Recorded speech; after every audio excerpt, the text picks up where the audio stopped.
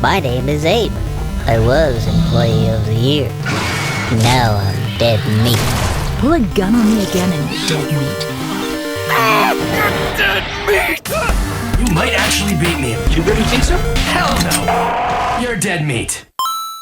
Welcome to the Kill Count, where we tally up the victims in all our favorite horror video games and show you how they were made.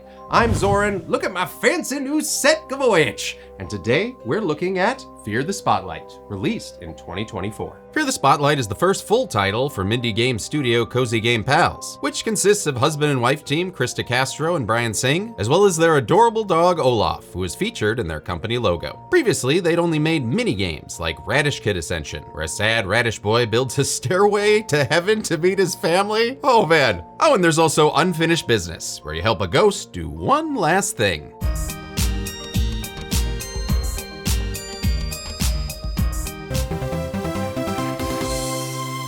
Yep, that's the whole game. Fear the Spotlight is a more robust adventure that follows two girls, Amy and Vivian, after a seance gone wrong transports them to a strange ghost world, one they can only escape by solving puzzles. Of course, they're not alone in there either. Several ghastly enemies are hunting them down. Chief amongst them is the titular Spotlight. Castro is a die-hard Resident Evil player, while Singh is a Silent Hill fan, which makes sense because this game feels like a cross between both, without all that pesky combat getting in the way. It's got plenty of fun and rewarding puzzles, while also telling a ghost story rooted in the past of its characters and setting. The whole thing is depicted in low-poly PS1 style graphics, a look we've seen in a lot of indie horror games lately, thanks to developers like Kitty Horror Show and Puppet Combo, as well as projects like Mouthwashing, which we previously covered on the Kill Count.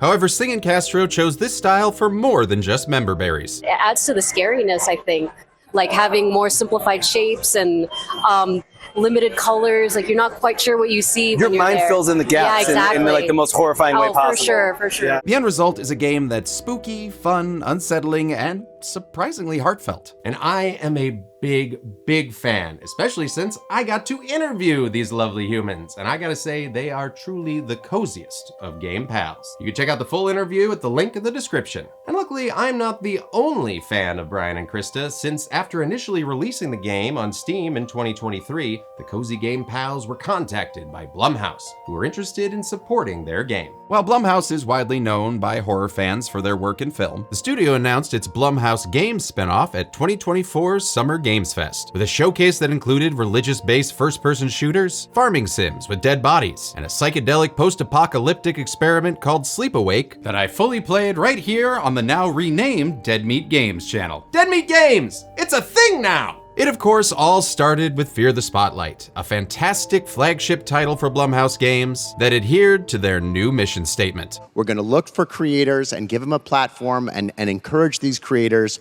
to be weird and subversive and find the most effed up, scariest things they can and put them into really cool games. Can we shine the spotlight on some shiny new kills? Let's find out and get to them. The game begins with a back-to-school break-in. Well, actually, it begins with adjusting the wobble settings. Okay, there we go. Yeah, okay, it's a little much for me. Player character Vivian Singh and her best friend Amy Tanaka are sneaking in for some after-hours mischief at Sunnyside High School. Oh, it's like a mashup of those two schools from Fear Street. Are we sure this game isn't actually called Fear the Street Light? After some masterful unlocking, it's time to get past a security camera. And since Viv isn't able to crawl on the ceiling like Peter Parker in that annoying Spider-Man 2 high school break-in mission, Viv veers away from this visible view cone so Amy can teach us the game's core mechanic. Stay down and out of the light. Great! Just don't make me ride bikes around this damn town. Well, Amy's your typical punky goth who is used to B&E and wears her fishnets on her sleeves. Vivian's less death metal and more Dewey Decimal. I know you pretty much live at the library, but books are really not my scene.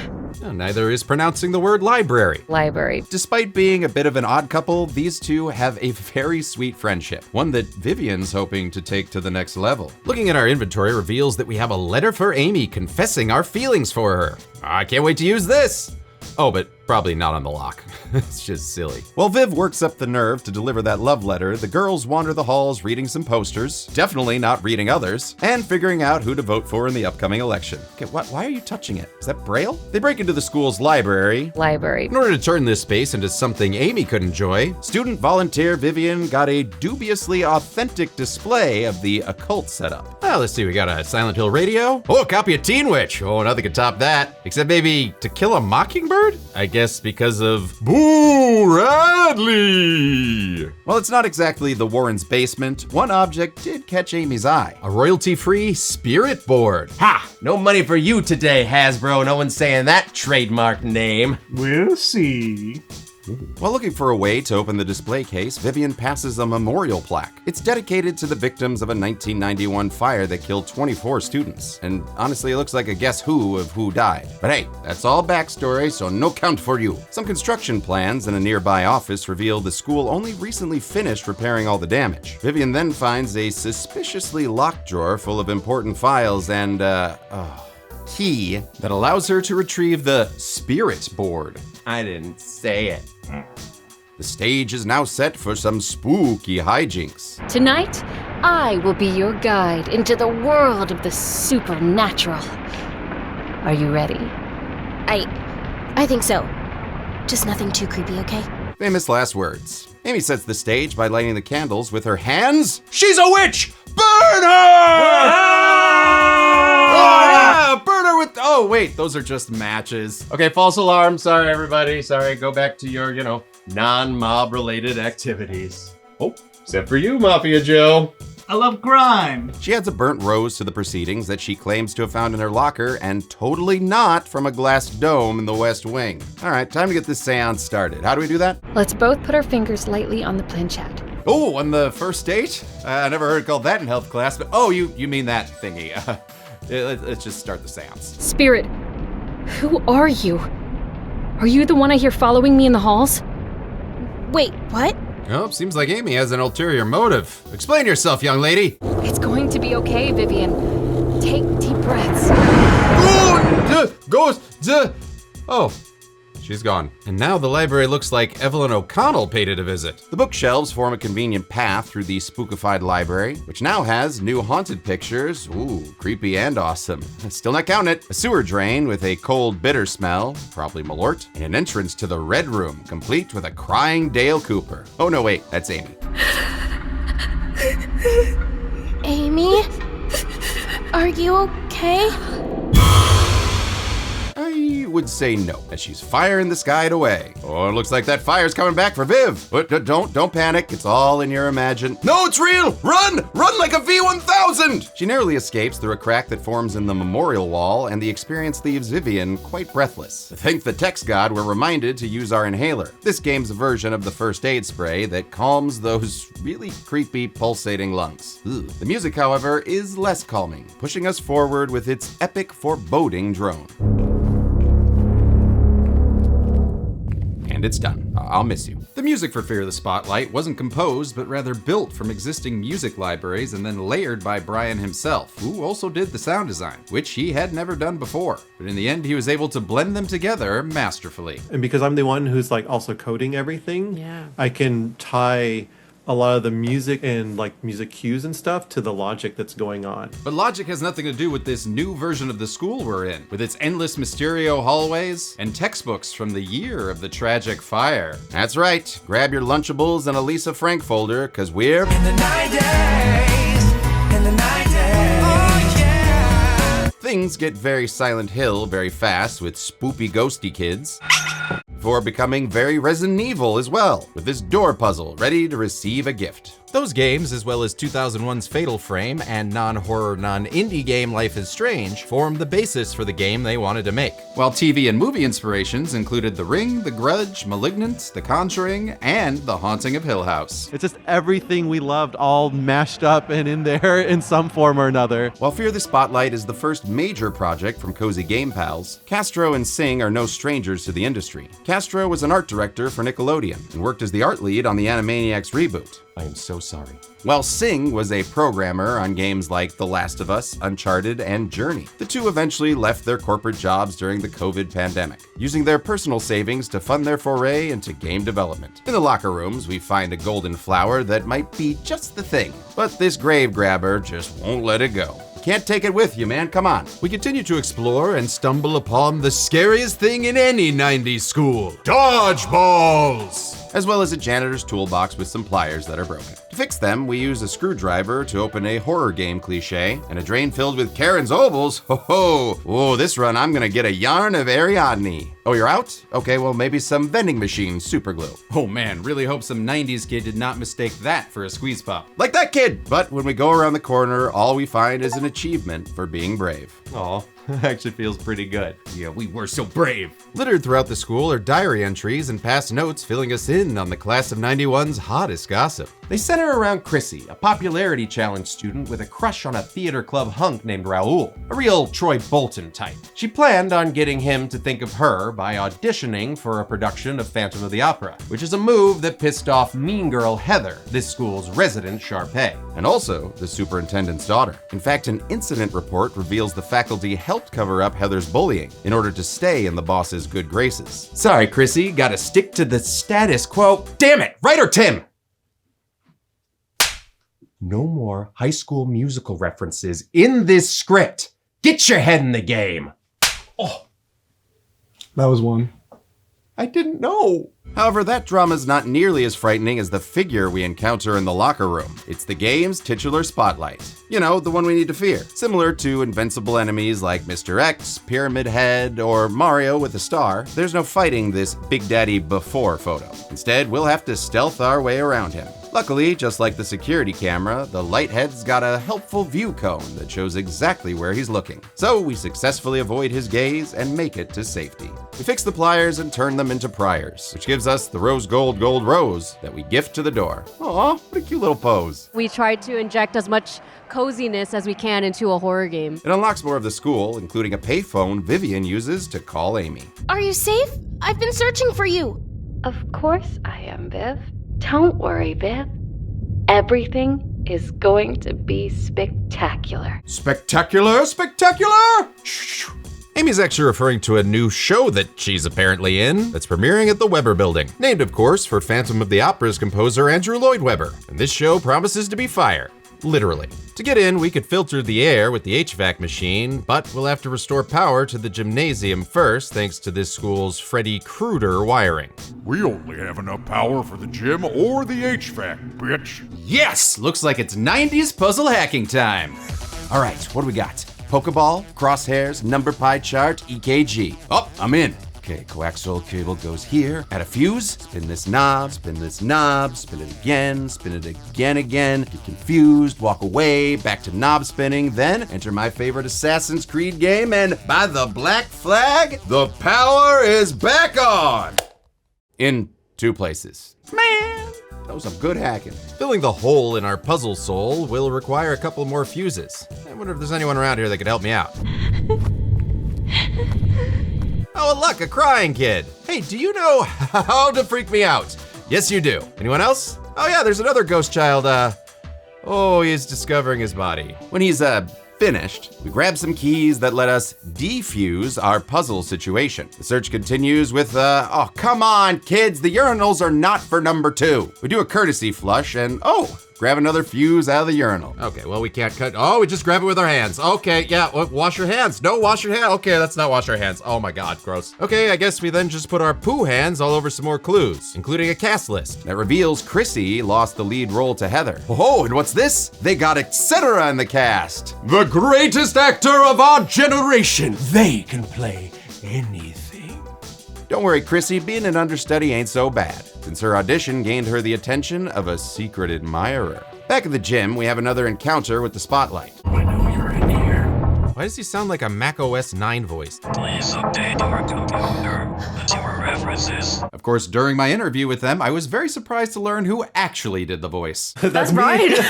That's Brian! Yeah, he's voice. Yeah, that's my heavily filtered my voice. He manages to catch us a couple times, but the game's pretty forgiving, so we're just given a light toasting. Plus, we can just heal our burns with an inhaler. Like you do. Plugging the fuses into the puzzle unlocks the pool room and office. So we dodge the spotlight and head to a pool party. La la la you. Oh no, don't reach in there. Whatever, you already have poo on your hands. We're heading to an office where we get a mean voicemail from Amy. Do you really think I'd date you, Viv?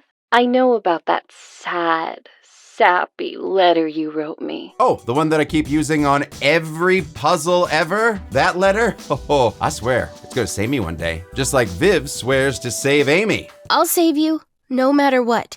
Even if you do hate me. Okay, it is impossible to hate you, Viv, and that is thanks to the amazing voice acting. Since this was Singin' Castro's first time casting voice actors, They just put out a call on Twitter and discovered Kaya Freites and Maganda Marie, who voiced Vivian and Amy respectively. Maganda can be heard in numerous anime series, and Kaya is known for her work in Rainbow High and most recently as Sierra in Overwatch 2. Better, faster, stronger. This was actually one of the biggest parts for either of them, and they worked very hard to put themselves into these roles. I definitely relate to Vivian's shyness and also her just being terrified of everything. Sorry. I do keep a little bit of Amy inside of me, which is really nice. It was an incredible collaboration that led to even more incredible performances that help endear these Star Pentagon Cross lovers to the player from the get-go. They had an idea of what they wanted in their heads, and then they'd hear us and go, oh, we like that, we like that a lot. We collect another fuse and then, oh God, the dodgeballs have escaped! Okay, let's just keep an ear out for any ominous bouncing. While we drain the pool to find a letter at the bottom from Chrissy's secret admirer, the pool zombie from Are You Afraid of the Dark? No, actually, we still don't know their identity. But we do know that Heather had to drop out of the play after a mysterious diving board accident that was actually an act of sabotage perpetrated by said admirer. This allowed Chrissy to take the spotlight. Oh,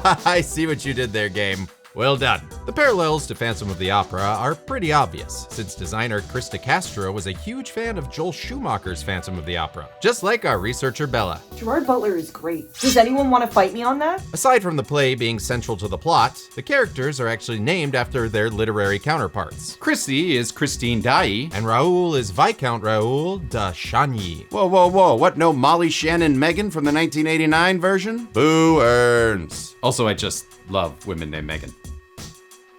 We find a crank that goes to a very bloody raffle drum. I guess bingo night goes hard here. We grab the fuse and use it to power up the rest of the school. That's right, when the light is green, the gym is clean. Well, actually not until we turn on the HVAC, which turns off the rest of the power and turns on the creepy kids. But not like that! Even though they're teenagers and they're probably, horny all the time. There's also ads for our Foxy Friends Searchlight production, so we better hurry up and catch the show. We clear the smoke out of the Weber building, but where there's smoke, there's fire. And where there's fire, there should be water. But the sprinklers are busted, cutting off our path to the theater. After putting our hand in our ass, we solve a random-ass puzzle that opens a sewer system beneath the school. These underground tunnels used to be the hottest hangout at Sunnyside, but the theater teacher, Mr. Crane, nipped that in the bud. Probably best to keep kids out of the hellmouth. Speaking of mouths, this lady's statue ain't got one, but she does have stupid keys. So I guess we gotta go looking for a way to put her face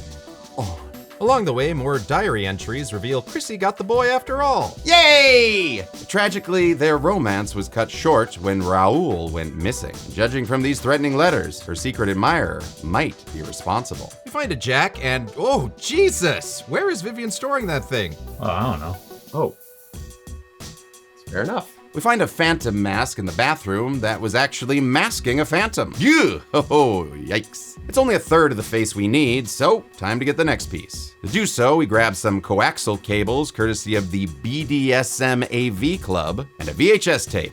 Wonder if it's Hudson Hawk. I haven't seen that in a while. Does it hold up? The only way to find out is to Sam Fisher our way past more spotlights until we find a TV. Okay, here we go. We gotta plug the cables in, set the thing to channel 3. No, wait, channel 2? Ah, you know what? Damn these TV carts that just covered up the fact that your teacher was hungover. We finally get it working to see a music tutorial. We warm up our fingers with a little Jaws.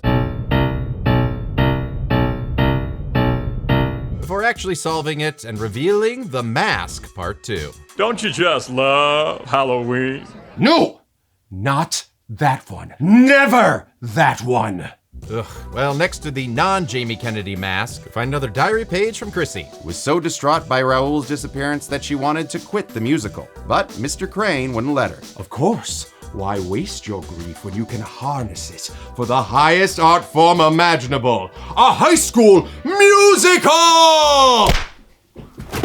Just keeping you honest. We find a period-accurate floppy disk whose contents we open in the computer lab. Oh man, my old HyperCard and ClarisWork files got wiped. At least there's a letter we can print out. Oh, but to read it, we're gonna need a projector? No, not you, projector head, an overhead projector. No, not that kind of overhead project. You know what? No, this one, people. We then redact the letter like it was an Epstein file, giving us the clues to this kissy puzzle box. Inside is the final piece of the mask, as well as a diary page from Chrissy, who's begun to suspect Mr. Crane is hiding secrets of his own. We head down to the sewers to face our next challenge. And in return, the statue opens up a secret tunnel! Secret tunnel! Which leads to a Ninja Turtles secret hideout. With less pizza and more creepsa, since it belongs to Chrissy's secret admirer. Oh, and it gets worse, as there's a camera feed to the girls' locker room and a map noting all of Chrissy's hangouts and her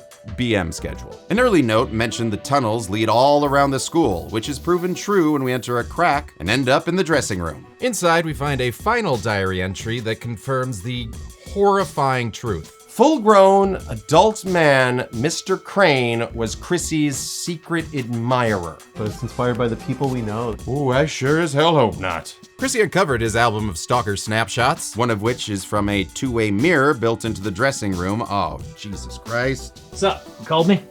Oh, I didn't, but while you're here, I gotta ask, why do you let things like this happen? Whoa, don't pin that on me. I'm not the game developer, dude. While Chrissy was called on stage before she could investigate further, we're able to use a key she found to access a prison cell. A promise necklace matching Chrissy's confirms that this was where Crane kept Raoul. And if this pile of ashes and a bloody pipe are any indication, it was likely his final resting place. We get our fingers all over the murder weapon and use it to fix the sprinkler system, thus allowing us to access the theater to see Amy's new show. While clearing out some electrified water, a nightmare note conversation reveals Chrissy was tragically crushed and killed by a chandelier on opening night in a fatal case of life imitating art. Or I guess, life homaging art? Since the chandelier doesn't kill anyone in the musical, it's actually, you know what, you get what I mean. This was likely the spark that set off that fatal fire, a fact that was covered up by the school staff, who were technically liable for the accident. But this was no accident. It was murder! Committed by a conniving Crane to conceal his kiddie crimes. I know the alliteration made it sound cute, but this guy is a fucking shitbag. Are we secretly disturbed? We all are. That's horror, baby. Oh, and that's a horror baby. No. Don't negate your father. We enter the theater looking like Elijah Wood from Sin City to find Amy's being held as a captive audience. We avoid an overhead spotlight like we were a Night of the Creep slug in that alternate ending no one knows until I get to do my kill count. Please let me do another Creeps kill count, James. And eventually cut Amy's cage free, rousing her from her trance. But before we can free her, our reunion is crashed by the spotlight formerly known as Mr. Crane. Seems like he's got a case of emotepitis, and is convinced that Amy is the long-lost crush that he, well, crushed. I won't lose her again! He morphs into his final form, a hopping Cenobite spotlight shark cage? Sure, why not? But at any rate, if we want to rescue the princess, we gotta kill this son of a bitch. Be careful, Viv. Mess him up. Hell yeah, today is for Amy! And it looks like I just gave you one of my lives. We reactivate the electrified puzzles and lure Mr. Crane into jumping into them, stunning him long enough to start breaking down his defenses. Unfortunately, we forgot the game's title and get burned to death when we fail to do what said title said to doobly-doo. Well, third time's the charm though. We use all the tools at our disposal, cutting through the barbed wire, unscrewing his protective shield, and stabbing our screwdriver directly through his stupid face, putting an end to this 2015 Academy Award winner. No, pedophile isn't fitting 14 down.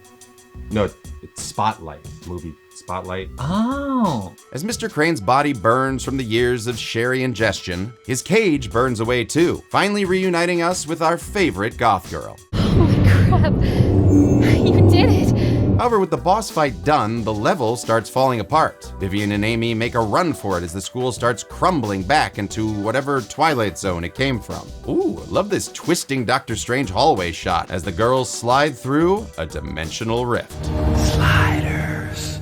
They're back in the library and Amy doesn't remember much, but she's cognizant enough to thank Viv for saving her life. Oh yes, this is it. After using our letter on every single other thing in this game, we finally get to use it on... Amy, I like you. You know, in that way. But I wanted to use the letter! We used the letter and the things that it didn't work on. We couldn't use the thing. You know, whatever, it's fine. It's okay. Because Viv's character got to evolve. And hey, so did Amy's, as she apologizes for kicking off the night's events and makes a confession of her own. I only did all of this to try to impress you. Because, well, I feel the same way. Oh, I love Viv Amy. That's right, move over, Rylan. They might be my favorite video game couple.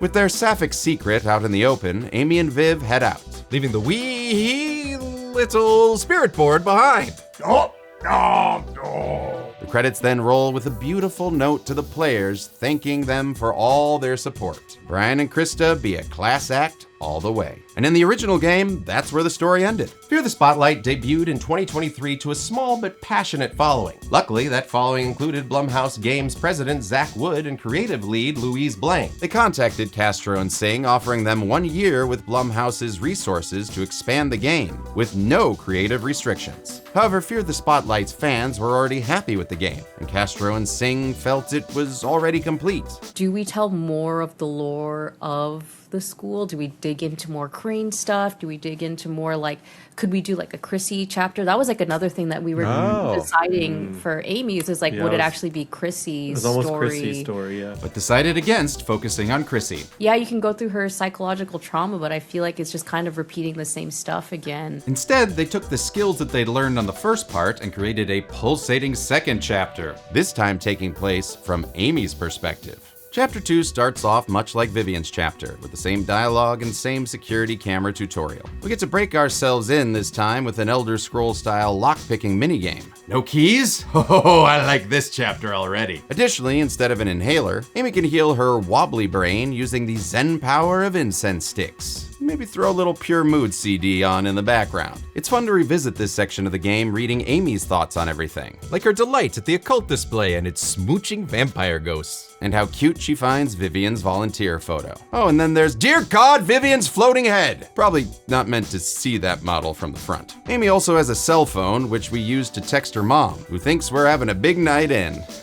Oh, stupid, trusting parents. We try to give our friend Jenny a call, but the number fails just like the lights, prompting a creepy vision of a man. Well, let's just see if we can... Got the spirit board. Everything okay? Yes, everything is fine. Amy's ghostly encounters explain her motivation to do this seance. She also mentioned hearing whispers earlier, and we now know who gave her that flower. Missy Crane! Of course, the exorcism of Amy's rose goes wrong all over again. This time, she's left sitting at the table, with a glimpse of Mr. Spotlight in the dark. We try to leave, but wind up right back where we started. Well, at least Vivian's here, and oh, okay, bye. We head down Bookshelf Boulevard. Guy! Oh, stupid dead ghost kids. If I had a grenade launcher... Wait, now that I think of it, should I be counting these dead ghost kids? Since now we've actually met them all over the place. I would. What are you doing on my set and lifting weights? No better place to count my killer reps. At least the views are going up. Okay, guess we'll be adding 24 dead kids to the count. What a fun thing for this father to say. We come across a school locker showing off its tight 5. Locker? I hardly knew her. And just like us real comedians, it's hollow inside. Well, aside from teen heartthrob 1991, Mr. James Dean. The theater goes into red alert, So we command and conquer our fear of the dark by diving into Un Peep. but we're not alone. Please, help me. That figure from earlier is inside Raoul's cell. Oh, no time for stealth. Let's just pick that lock. It's all over, lawbreaker. Your spree is at an end. Well, looks like we're in jail, since that figure decided to UHF off. Well, maybe we can pick the lock. Nope, it is not a regular lock. Face it, we're in puzzle prison, pals. And a peephole gives us a glimpse into Vivian's world. Open up now. Nope. When we back away, we find ourselves standing in Amy's childhood home, as evidenced by this pile of letters. Whoa, where the hell is NA? I'm sorry, is Narcotics Anonymous a state now? Amy lived in the house with her mom, dad, and older brother, June, the latter of which has been sending her strange text messages. Oh man, that is damn good reception. Who's your service provider? Hi, I'm not Ryan Reynolds, and I want to talk to you today about Spirit Mobile, a new wireless carrier that's able to transcend our own reality and still provide service in whatever Lynchian ghost memory hell you may be trapped in. While other companies are limited to the bandwidth of our own plane of existence, Spirit Mobile can find you anywhere you are. How does it work, you ask? Well, that is our little secret. It's blood magic! So try Spirit Mobile today by visiting the pentagram in the woods behind the remains of the old orphanage fire. According to her brother's text, Amy used to watch scary movies with him, like the J-horror-looking Woman of Black Waters, a film that once gave her many a nightmare after June showed it to her a little too young. Yeah, but that's a horror rite of passage. I got Phoenix already watching Terrifier 3. Of course, just like the school, the Tanaka house is now full of puzzles to solve.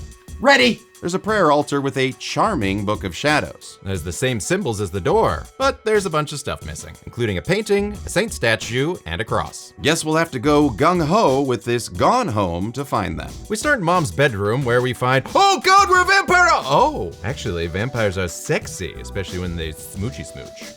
Mwah! We find the painting, or should I say printing, of the saint. Because Amy's mom got it off the internet in the wrong aspect ratio. Oh God, I love that detail. In the backyard, a memorial contains a set of statues representing Amy's loved ones. We find a hammer and go all Yzma on the statues, in the order laid out by their enigmatic epitaphs. First, her grandparents, then Daddy and Mommy Dearest, next up is her brother, and finally, Twitch from Spawn. Oh, nope, sorry, that's Vivian. The Amy statue turns into a saint, but is too dirty to be altar-worthy. We could wash it off, but the water in the house has been shut off. Which truly sucks because our new guest loves water. That's right, Amy's new nemesis, the Woman of Blackwater, has arrived. Kester and Singh wanted to ratchet up the horror in Amy's section, as they liken Vivian's story to a bit more like being on baby mode. Yeah, still creepy. The duo knew they couldn't reuse Mr. Crane since defeating him in a boss fight kinda defangs him. Instead, they drew inspiration from Japanese horror like The Ring and Darkwater, creating a new villain that tied into Amy's family history. We dodged the evil woman and continue exploring, nabbing a wrench in the process, which we use to get the waterworks running again. There's also a laundry machine stuck on its sin cycle, trapping the cross we need. To power it up, we head to the garage and steal a car battery. The noise attracts the attention of Nadeko Sadako, but we crouch walk our way out of there and head downstairs to get our crucifix. Bye-bye, dryer. Luckily, we don't put those on the count. Oh, but I thought you counted everything on the video game kill count. Okay, no, we don't count inanimate objects, you big freaking bearded weird. Oh God, oh, you pay my monies. I should shut up. After washing off our Pillsbury Pope girl, we're ready to assemble the altar. The power of 3 gives us a moon token, and thank Hallowell, it's not blue. We place it on the door, and peeking through the peephole gives us an update on Vivian's playthrough. I'm relieved that you called. Vivian! That's not me! As we all know, Amy's body is being puppeteered by Missy Crane! Oh, and speak of the shit goddamn fucking kitty fiddler, here he is now, sending Amy back into her mind prison. A staircase is summoned up, allowing us to access the house's second floor. We try and call the Ghostbusters for help, but they don't answer. Guess Frozen Empire really did end that franchise. Throughout this next section, we receive voicemails from Vivian, connected to moments in her and Amy's relationship. They cover their first meeting, all the way up until the moment they decided to sneak into the school. There's also some fun stay tuned transitioning personal items like an MP3 player full of songs she made with her brother, and a biology board game that she made with Vivian. I wonder how that actually plays. 1, 2, 3, 4, 5. Let's see what we got here. Tim's appendix burst. Oh no, we're not playing this Jumanji shit anymore. No. And I have to say, I love the way Chapter 2 is able to flesh out their backstory and make it clear that Amy cares about Vivian just as much as Vivian cares about her. Castro and Singh didn't set out to make a queer story originally, but decided it was right as the story revealed itself. They ended up drawing a lot from their personal lives, especially their shy teenage years, trying to find the right friends. We were shy little kids in high school, and we didn't necessarily feel like we fit in, and so the things that the characters do and say in their relationship really feels like versions of us in the game. Littered throughout the house are also clues that'll fill in pieces of Amy's past. Amy's father had an affair with a woman named Erica, resulting in her parents getting a divorce when she was quite young. Respect. Her father eventually developed a heart condition, which led June to move in order to help take care of him. It's a complicated issue. As the older sibling, June knew their dad much longer than Amy, while Amy wants nothing to do with her father. It led to a deep rift forming between the two siblings. Upstairs, we find a birdcage puzzle asking for loves lost and found. We gather some resources before finding one lover in a grandfather clock with a few missing parts. We stumble upon a suitcase with all the essentials: clothes, underwear, clock pendulum, which we then use to procure a pack of blue tarot cards. If only we had a matching set. Oh look, poop water. I bet there's some hiding in there. Yay! But also, no. We use the cards in one of my favorite puzzles as we Dragon Ball fuse all the cards together, creating a new deck that nets us a Chrissy doll as a prize. That was fun. Now who wants to play some Lorcana? A looking glass portal opens up and takes us back to Sunnyside. All right, let's hope things are now cool and groovy. Nope, still creepy and surveillance-y. We leave before the monkey gets back and pay a visit to the puzzle storage room. So we got that bloody piano puzzle inspired by Silent Hill. Yeah, you know, you played Silent Hill. Oh, and then over here we got the computers from that, overhead redacted puzzle thing that Viv did. What, you think these puzzles just go away when you're done with them? I pay good money for this storage space. Another set of monitors gives us a way to tell time, and a time to tell Viv some hurtful words. I know about that sad, sappy letter you wrote me. I'm so sorry I dragged you into this. Oh man, I missed that sad, pathetic letter. What am I supposed to use on all these items? We chase Vivian through her speed run of her chapter and make sure we're still a kissy ghost vampire before heading back to our literal homeworld, installing some clock hands we found and making it Amy Doll O'Clock. We get a call from June's phone, but when Amy picks up, it's the voice of her father's mistress, Erica, with some bad news. There's been an accident, and look, you and your mom need to come right away. I'm so sorry. Oh, an absolutely chilling phone call that I think we all dread ever having to receive. And seriously, I stopped playing for just minutes to process this whole thing. Kudos to Castro and Singh for tapping into such an innate fear and punctuating it with a simple clock tick that kind of represents the fragility of our time on this planet. Whew. That was like the one time I'm not doing a joke. Also, I have a personal theory that this 1242 was actually the time that Amy received this call, and is the reason her phone has been stuck on it during this entire chapter. It's the time her world stopped, and she was changed forever. Okay, yeah, you know what? I'm gonna need a psychiatrist after this. Let me just call here, 555-KACL. This is Dr. Fraser Crane. I'm listening. Oh, can't trust those cranes. After that emotional gut punch, we need to reset with a... Oh, Jesus Christ! What? Oh, no, I'm sorry. I didn't mean to say it this time. I was just scared. And this is why you don't take the Lord's name in vain, all right? I don't even live in this part of town. It takes me so long to schlep over here. Just a bit. Well, limit them. You have too many. Right, I do. I have too many bits. We end up getting Blackwater bitch slapped, but evade our attacker and get back to the puzzle door where it's time to play with our dolls. We provide Chrissy, the love lost, and then Crane's new crush, Amy, the love found. Gross. It unlocks the door and allows us to access the attic full of stuff here. Ho ho, maybe I can sing a goodbye song with Luna. Oh no, I think it's time for a goodbye song for Juna. An old text from our dad apologizes for what happened to June, which is revealed to be a plane crash that June died in on his way to see his father.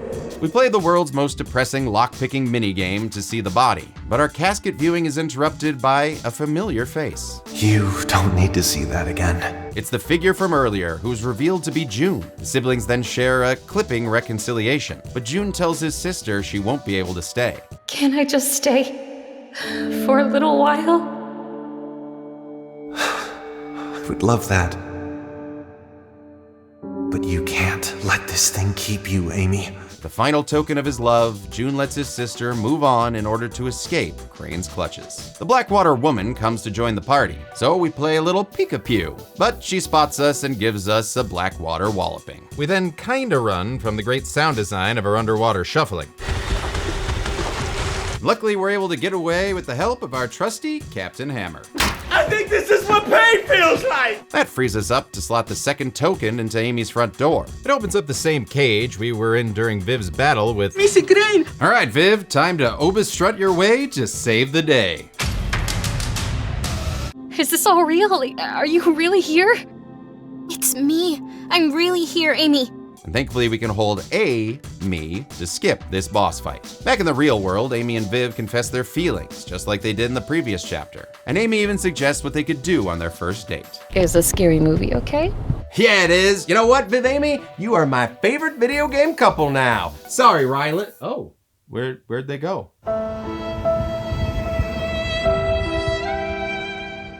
However, this time we follow the girls on their way out of the building. Finally, let's go. I've got one more thing I want to do before we go. Extend gameplay much? Nah, I'm kidding. I'd love to play more. Amy goes to the display to return the spirit. Say it. Say Ouija. Before they can make their escape, our Velma and Capri Pants is caught by a teacher. Who was voiced by Krista in the game's original release, but was replaced when the character's role was expanded in Amy's chapter. We use a phone distraction to lure the teacher away and help bust Vivian out of there, just as the principal arrives. Hey, what are you kids doing? And that's another vocal cameo from Brian Singh. I must have spent like 30 minutes or 45 minutes like just trying to muster up the courage to hey you kids. Yeah. And I guess it doesn't matter if they run away, the teachers already know who they are. I mean, Vivian's got a poster up in the library. I guess we'll just turn it into a wanted poster now. Just keep running!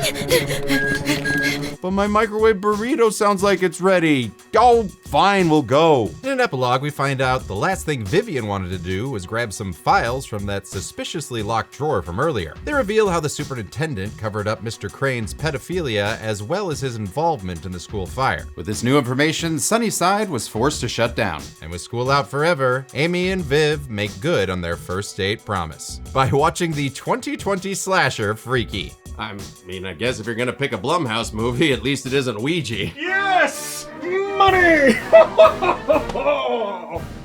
He earned it. The game then ends with the two cozy more than pals getting all snuggly wuggly. I'm really glad to be here with you. I'm really glad too.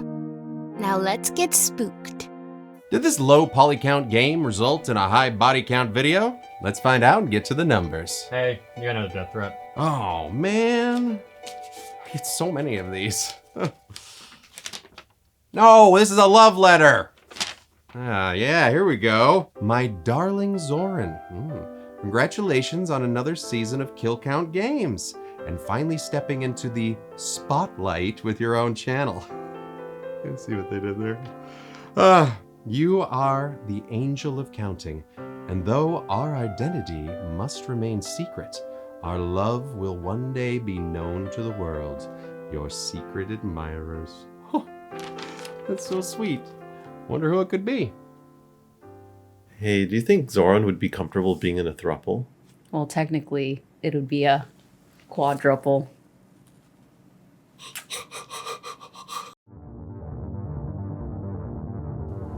counted 28 kills in Fear the Spotlight, with the victims consisting of 13 teenage boys, 14 teenage girls, and 1 piece of shit, which gives us this Fear the Spot pie chart. And with only 1 person that you can actually kill yourself, there's not a least kills, most kills graph this time. But as for player deaths, we only died 2 times, both as Vivian, which I guess means incense is just better medicine than, medicine? So with a playthrough time of 5 hours and 12 minutes, that gives us a player death on average every 2 hours and 36 minutes, and a kill on average every 11.1 minutes. I'll give the golden chainsaw for coolest kill to Mr. Crane, since you know he's the only one we can actually kill ourselves, using all of our tools to make sure we kill this tool. No machete for lamest kill will go to Raul. At least Chrissy's off-screen death sounded cool. Raul doesn't even get a description, just a barrel of ashes. Finally, the royal reload for best player death goes to Vivian getting spot lit up, because honestly it's either that or electrocution, so we'll go with that one. Womp womp. And that's it. Fear the Spotlight was released in 2024 to great reviews and is a solid start to Blumhouse Games' slate. Next month, I'm going to be going back to Mount Massive to visit the PP twins with Outlast Whistleblower. But until then, I'm a man whose high school acting teacher, Mr. Hires, called a waste of talent, in a loving way, and this has been the Kill Count. Season premiere, Kill Count Games, brand new set, everybody's here, yeah. Don't leave me hanging, bro. Okay. I gotta ask James, why are you still dressed as Jesus? I'm not dressed as Jesus. Okay, then who are you dressed as? I'm a doctor. Makes sense.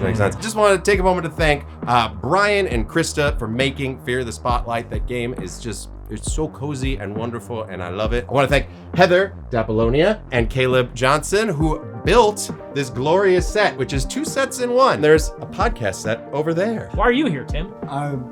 He wrote it. He wrote the episode. Take credit. Take Tim. credit. I wrote the episode. That's what we like. Also, thank you to James Hull for lighting this glorious set and everything. So that's all we got for this month, but next month we are going to be doing Outlast Whistleblower. Yes, going back to visit the Outlast PP twins. Oh, I know you can't wait. I know you can't wait for it. We're also going to have a video game horror news show that we're live streaming every other week. We're going to have your video game live streams like you've been doing. Can I play the Scooby-Doo Genesis game on live stream there on this channel? Only if you're dressed as Jesus. Okay. I'm just so happy that this is all out in the open now. Dead Meat Games is a thing officially. It is the second channel for Dead Meat, and I cannot wait for you guys to see all the fun gaming stuff we've got for you.